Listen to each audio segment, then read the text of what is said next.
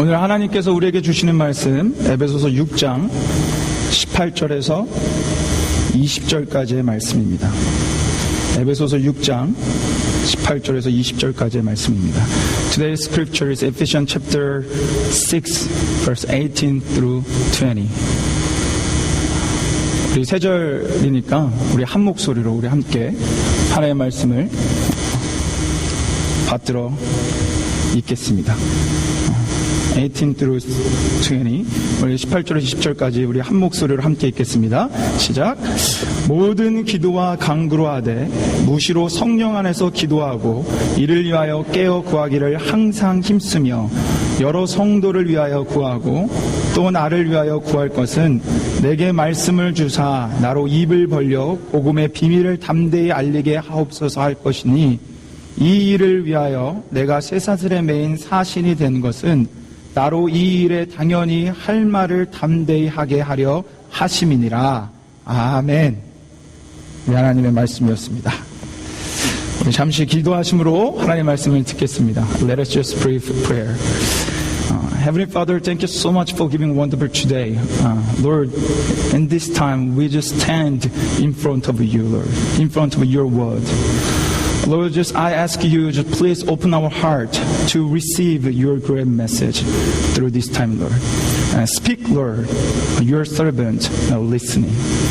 사랑의 하나님, 우리가 이 시간 하나님의 말씀 앞에 섭니다. 하나님, 우리의 마음의 문을 여사 하나님의 놀라운 말씀을 받아들이는 시간 될 수 있도록 역사하여 주시옵소서. 여호와여 말씀하옵소서. 주의 종들이 듣겠나이다.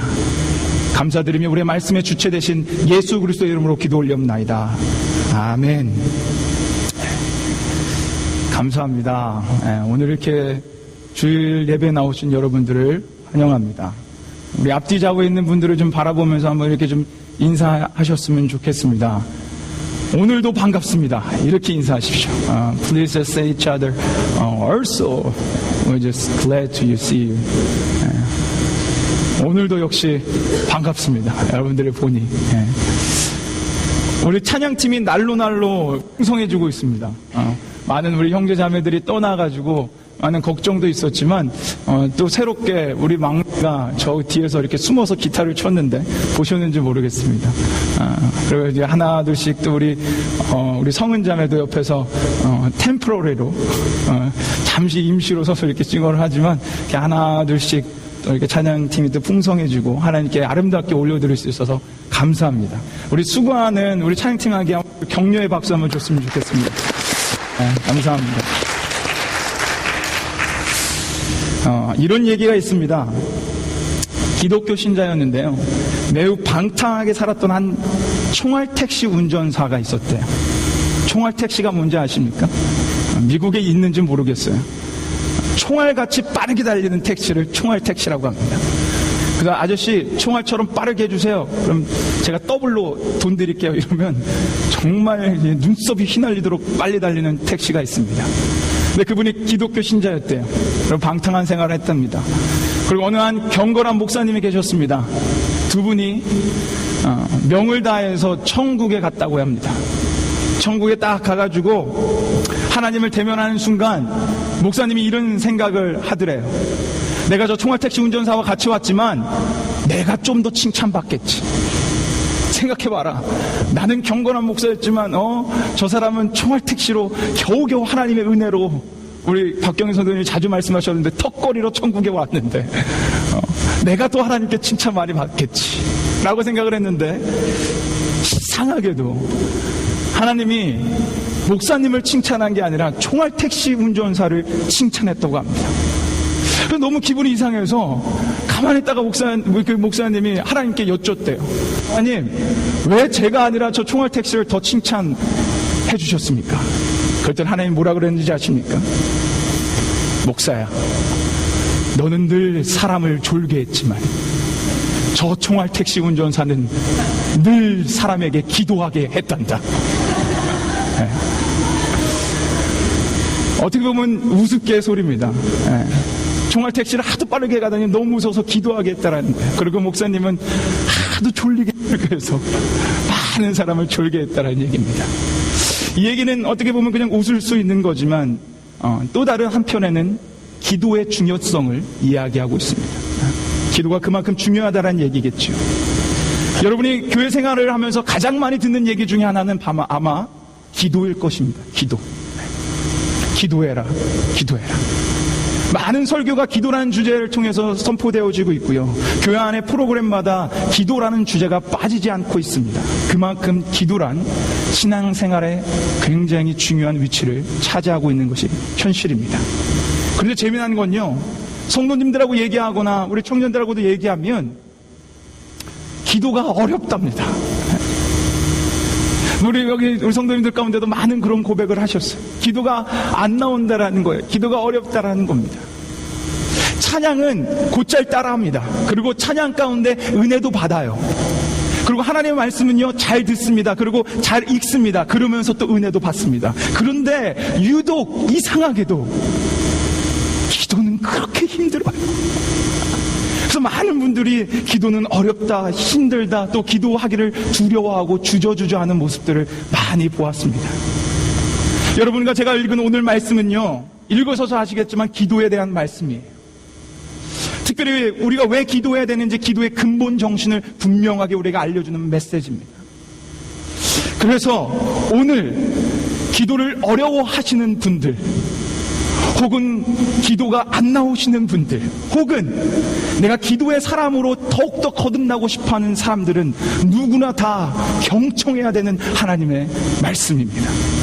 그래서 오늘 이 말씀을 통해 한 가지 소망합니다. 우리 사랑교회 안에 새로운 기도의 패러다임이 좀 생성되길 소망해요.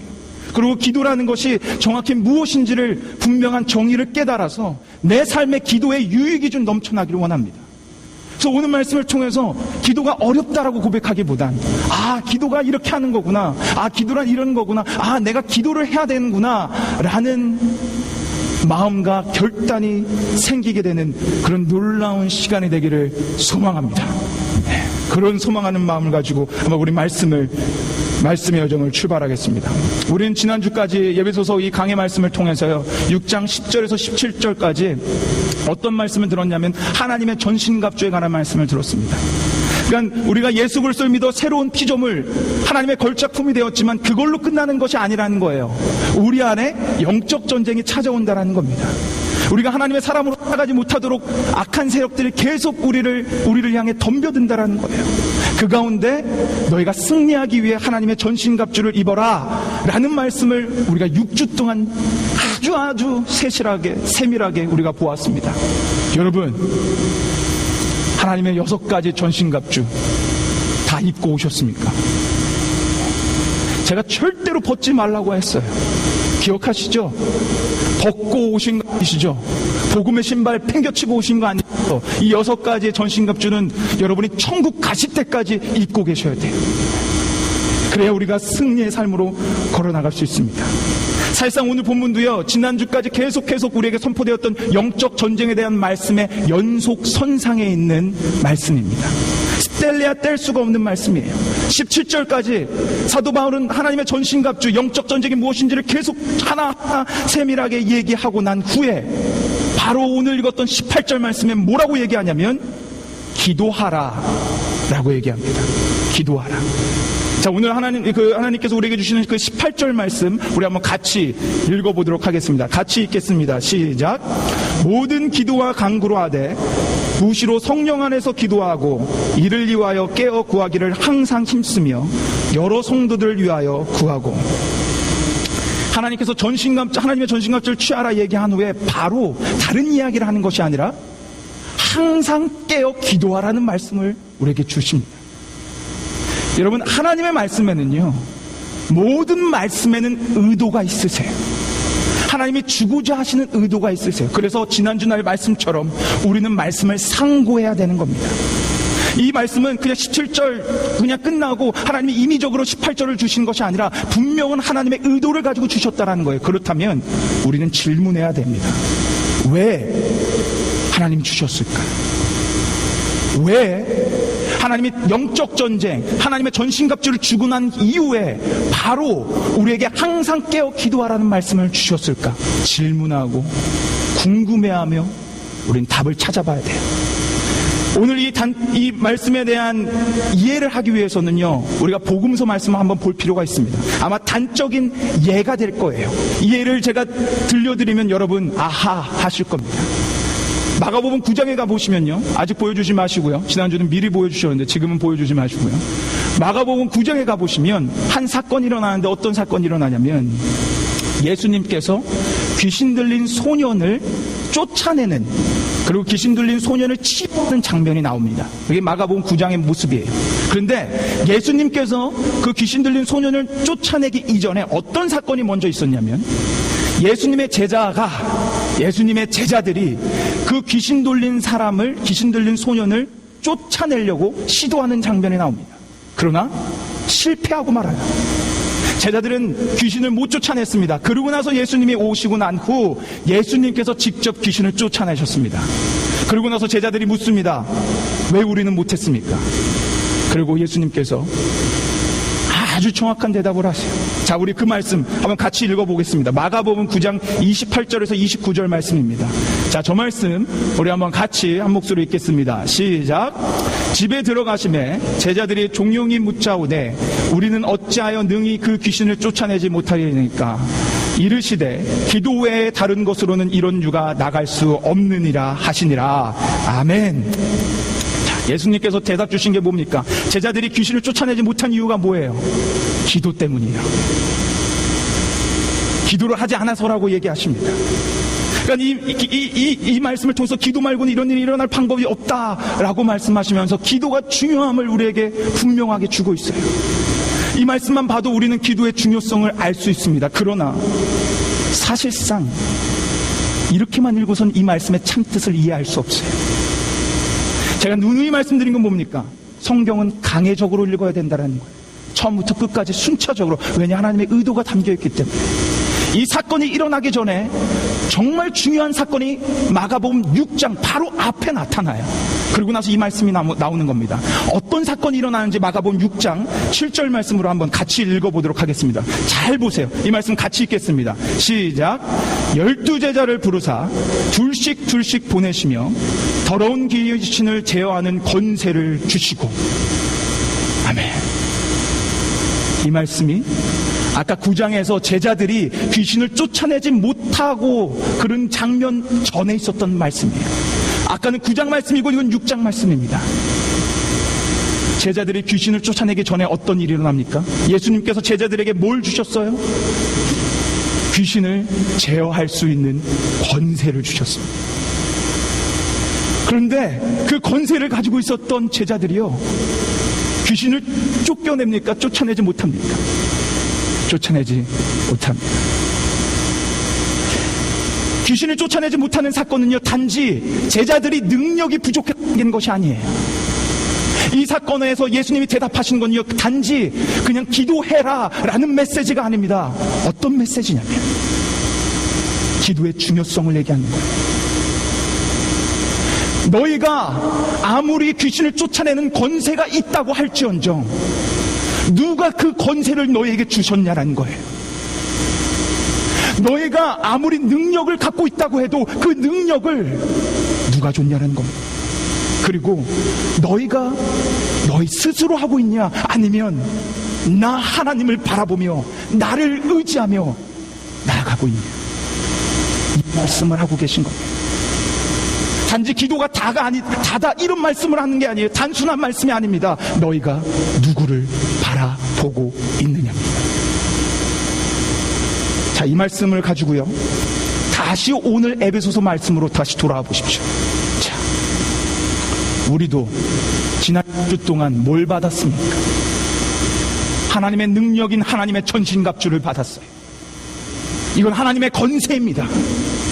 우리에게 주신 것, 진리의 권세 주셨습니다. 의롭게 되는 권세를 주셨어요.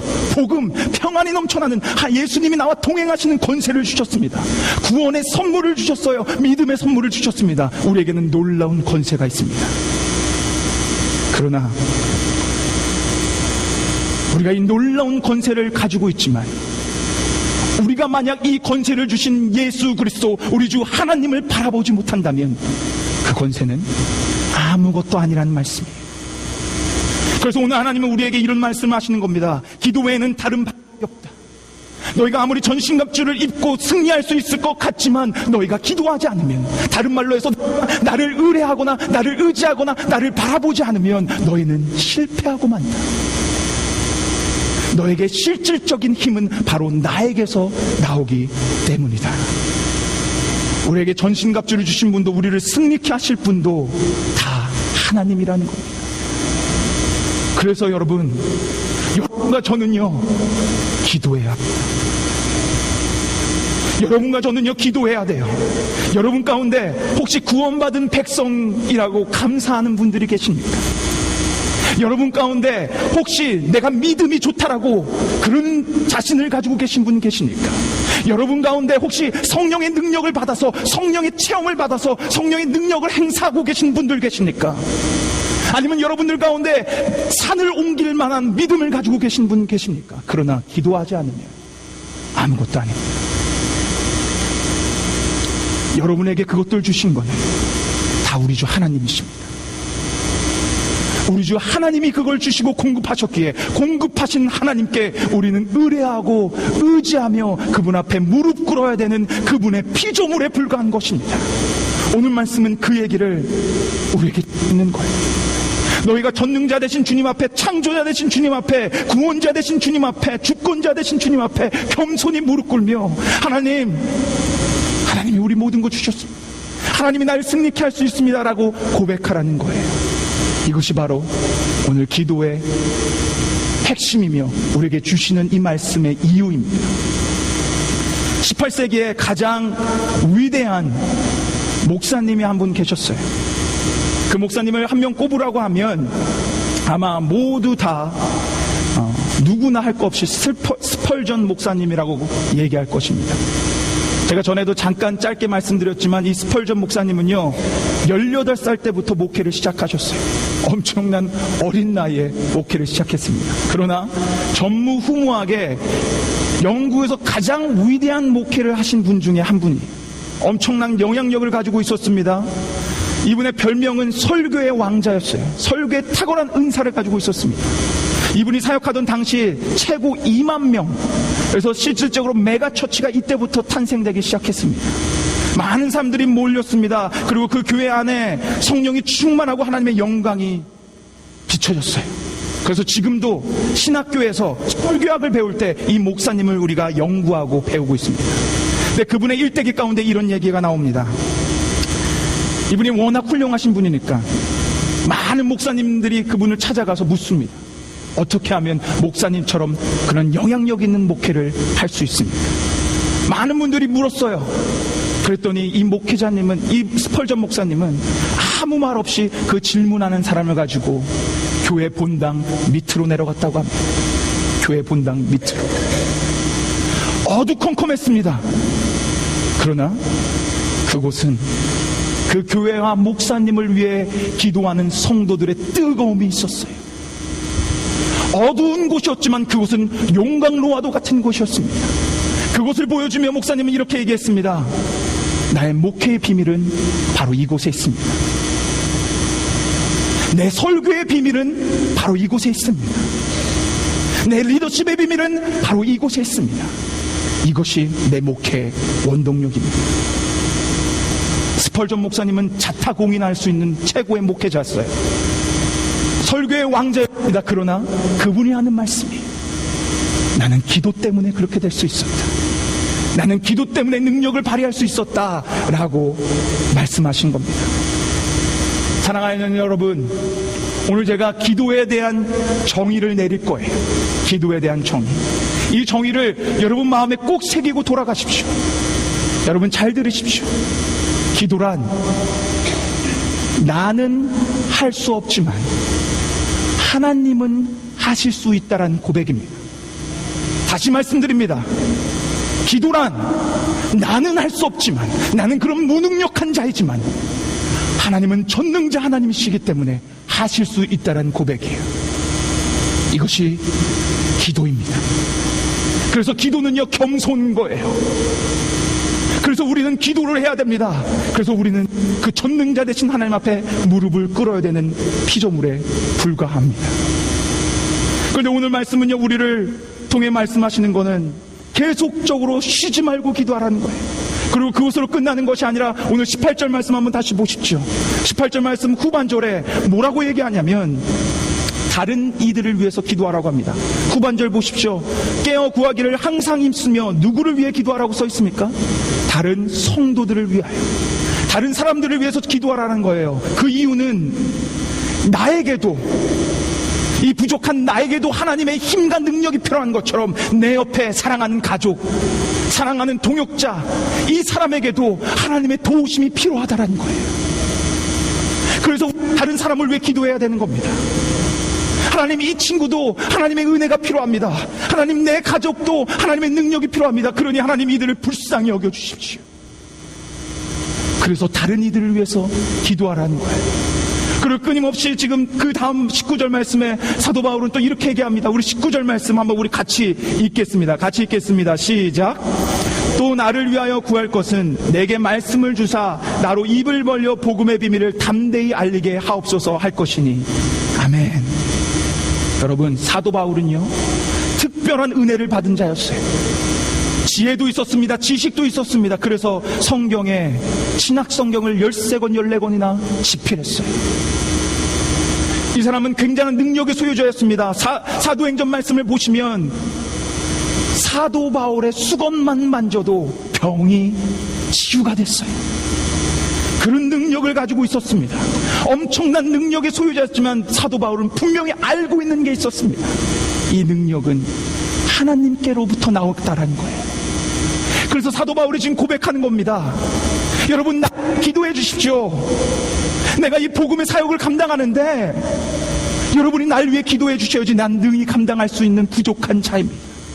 죄인 중에 개수입니다. 그래서 전 여러분의 기도가 필요해요. 이 부족한 자를 하나님께서 능력을 부어주시라고 기도해 주십시오 라고 얘기하고 있는 것입니다. 사랑하는 사랑교회 성도 여러분, 오늘 말씀에 우리가 기도해야 되는 이유가 있습니다. 오늘 말씀에 우리가 다른 이들을 위해서 기도해야 되는 이유가 있어요. 오늘 말씀은 분명히 우리에게 전합니다. 기도 외에는 다른 방법이 없다. 그러니 너희가 항상 나를 바라보며 기도해라. 무시로. 여러분과 저는요, 그저 피조물이에요. 예수님이 없다면 죄로 죽었던 그런 아무것도 안 되는 그런 자들입니다. 하나님의 은혜로 우리 살아났어요. 하나님의 은혜로 우리에게 새 생명 주셨습니다. 그럼 우리를 살리신 하나님께 두 손 들고 나아가면 돼요. 하나님께 두 손 들고 나아가면 됩니다. 무릎 꿇고 하나님, 나 아무것도 할 수 없는 존재, 다 도와주세요. 하나님, 내 안에 유혹이 찾아와요. 남을 미워하고 싶고 정죄하고 싶고 성적인 유혹이 내 안에 찾아와요. 하나님, 날 도와주세요. 하나님 없이는 아무것도 아닙니다. 이 고백이 기도입니다. 이 고백이 기도예요. 이것이 기도입니다.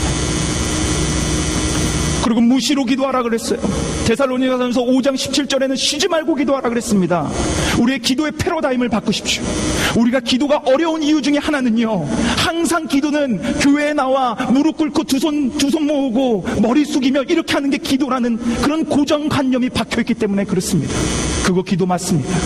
새벽 예배 나와 기도해야죠. 주일 예배 나와 기도해야죠. 골방에 들어가 기도해야죠. 금식하며 기도해야죠. 그러나 더 중요한 것은 오늘 말씀처럼 무시로 every moment we must pray.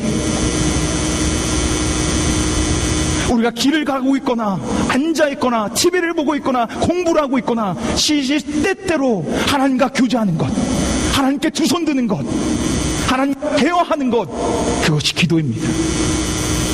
이 기도의 분명한 정의가 여러분과 저에게 자리 잡혀 우리가 기도의 사람이 되기를 진심으로 소망합니다. 사랑하는 여러분, 오늘로 끝으로 에베소서 강해가 끝났어요. 몇 번 했는지 아십니까? 36번 했습니다. 참 많이 했죠. 36주 동안 여러분 에베소서 강해만 들어온 겁니다. 그만큼 아마 이 안에 그런 보석과도 같은 말씀이 많다라는 반증이 될 것입니다. 자, 에베소서 6장 짧은 책이었어요. 기억나십니까? 지난 36번의 말씀들이 뭐가 있었는지 기억나세요? 제가 마지막으로 총정리를 해드릴게요. 이때가 중요한 겁니다. 원래 공부 못하는 애들은요, 항상 기말고사 전에 마지막 총정리할 때는 귀를 쫑긋하고 듣습니다. 시험 그때라도 잘 보려고. 지금이 그 시간이에요. 잘 들으세요. 제가 엑기스만 말씀드릴게요.